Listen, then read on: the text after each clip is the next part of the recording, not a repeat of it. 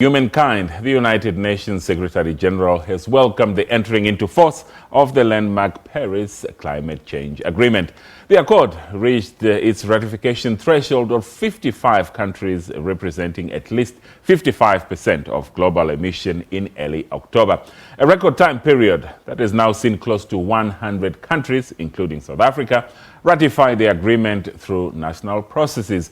The agreement that includes ratifications by the world's largest emitters, that is China and the United States, now requires an obligation of nations to keep global warming below 2 degrees Celsius above pre-industrial levels.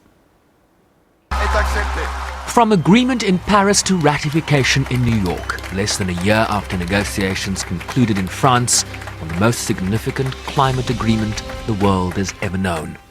Over the past decades, we forged a great global coalition for climate action. Government officials, scientists, faith leaders, business executives, and civil society activists around the world recognized that the future of people and planet were at stake. They made today possible. With each new ratification, the reach of the Paris Agreement is growing. On Monday, the conference of the parties to the UN's Framework Convention on Climate Change will gather in Marrakesh, Morocco, to continue the work agreed to in Paris as the focus now shifts from ironing out the agreement's details into implementing its terms. The rapid ratification of the agreement has put even more pressure on parties to move expeditiously to make this agreement work. Civil society lauded the work of the UN chief in pushing to make the agreement a reality.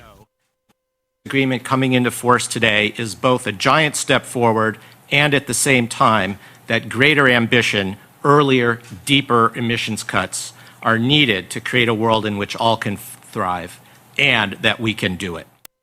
We know how important it was to have heads of state engaged all the way through, and we hope that level of engagement continues as we bring Paris to life. We also know that there's a lot of work for civil society to do in bringing Paris forward and making it a reality. And so the organizations in this room are working to move the world away from fossil fuels. We're building a new future with people at the center. Will be a recent UN Environment Programme report that shows emission reductions agreed to in Paris leaves the world on a trajectory to warm well above the 2 degrees Celsius limit by 2100. Bryce-Pease, SABC News, New York.